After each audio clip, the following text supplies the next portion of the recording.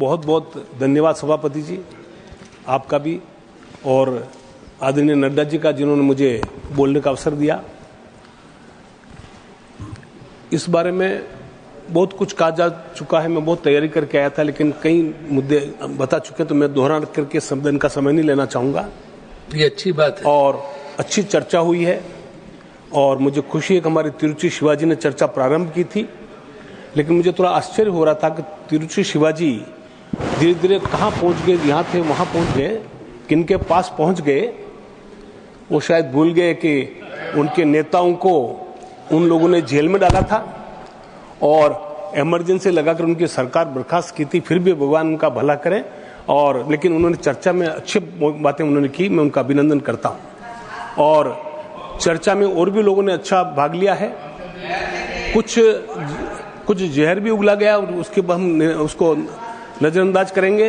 लेकिन एक बात बीच में आई थी कि केरल में हम और कांग्रेस कब से एक हो गए। आपके इंडिया अलायंस के लोगों ने, 2-3 लोगों ने बार बार कहा कि केरल में हम और कांग्रेस एक हो गए, तो आपको खतरा लग रहा है। पता नहीं, मुझे तो इस बात की जानकारी नहीं है, फिर भी मैं उस बात को नहीं, मैं उस टॉपिक पे आता हूँ। मैं आदरणीय प्रधानमंत्री जी का बहुत आभार मानता हूँ, निर्मला सीतारमण जी का भी और आदरणीय नड्डा जी का भी, जिन्होंने देश के स्वास्थ्य के प्रति एक जागरूकता दिखाई है। क्योंकि जैसा कहा गया कि हेल्थ इज वेल्थ, तो हमने भी सुना है बचपन से कि पहला सुख निरोगी काया, और अगर हम स्वस्थ रहेंगे तो ही विकसित देश बना पाएंगे। और देश के विकास के लिए जरूरी है कि देश की जनता भी स्वस्थ रहे, और उसके लिए जो बजट रखा गया, उन आंकड़ों में नहीं जाना चाहूंगा कि 2014 में क्या बजट था और आज क्या बजट है।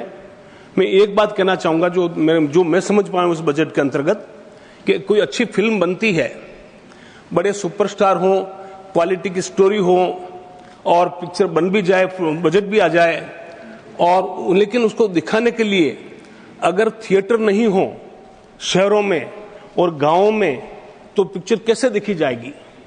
तो आज बजट बहुत बनाया है, और क्वालिटी का भी ध्यान रखा गया। चिकित्सा के क्षेत्र में नए नए मेडिकल कॉलेज खोले गए हैं। जो 378 मेडिकल कॉलेज थे, आज 780 मेडिकल कॉलेज हैं, और संख्या जो है डॉक्टरों की, आज मेडिकल सीट्स की 1 लाख के ऊपर हो गई है, 1,01,010,000, और इस वर्ष को 10,000 सीटें बढ़ने वाली है। तो आदरणीय मोदी जी की सरकार ने इस बात का पूरा ध्यान रखा है कि क्वालिटी की चिकित्सा के लिए क्वालिटी के डॉक्टर हैं, और इसके लिए एम्स जो है दिल्ली में है, और एम्स जो और अब अलग अलग उसमें जा रहा है राज्यों में, और आगे भी आने वाले एम्स खोलने वाले हैं, जिसके लिए उन्होंने 2,200 करोड़ का प्रोविजन उसमें रखा है। आदरणीय सभापति जी, मैं वैसे तो कर्मभूमि मेरी कर्नाटक है, लेकिन मैं मूलतः राजस्थान से हूँ और मेवाड़ के हूँ। मेवाड़ में पहला मेडिकल कॉलेज 20 वर्षों के बाद खुला था, और उस कॉलेज का नाम, हमारे वेस्ट बंगाल वाले साथी खुश होंगे कि उनके रविंद्रनाथ टैगोर मेडिकल कॉलेज के नाम पर स्थापना की गई 1967 के आसपास। तो ये स्थिति थी, और जैसा हमारी बहन जी ने भी बताया, उनके भाई को उन्होंने खो दिया एक्सीडेंट में।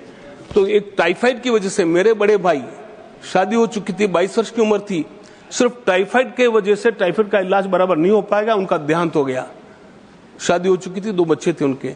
तो ये पीड़ा हम भुगत चुके हैं, देख चुके हैं। और आज जब इतना व्यापक बजट और इतना व्यापक चिंतन किया जा रहा है कि देश के नागरिकों के स्वास्थ्य के लिए, जैसे परिवार में जिसके 4.5-5 करोड़ परिवार प्रभावित होंगे, जिनको 5-5 लाख रुपए मिलेगा, और 70 वर्ष के ऊपर के जो आयु वाले सीनियर सिटीजन्स हैं, उनके लिए जो योजना लाए गए हैं, कितना लाभ मिलेगा। और मैं जब ये कहना चाहूंगा कि ये लास्ट माइल वाली जो है, गाँव में थिएटर या छोटे छोटे क्षेत्रों में थिएटर खुले, मैंने जन औषधि योजना, आदरणीय नड्डा जी का हमारे को ये आग्रह था कि हम सब लोग जन औषधि केंद्रों में जाएं और वहां क्या हो रहा है उसको देखें। तो मैं भी उस दिन 7 मार्च को मैं भी गया था, और मैं आपको विश्वास दिलाता हूं, सदन को विश्वास दिलाता हूं कि मैंने वहां पर स्टेज मैनेज लोगों से नहीं, आम आदमियों से बात की है, और उनको जन औषधि केंद्र की वजह से उनको 80% की छूट मिल रही दवाइयों में, और जिनका बजट 7,000 8,000 का था वो 1,000 पे बजट आ गया है। ऐसे कई लोगों से मेरी बात हुई। इस लोग को आप हम जो हैं दिल्ली में बैठे हुए लोग नहीं समझ पाएंगे, लेकिन गांव में जाने से धन्यवाद।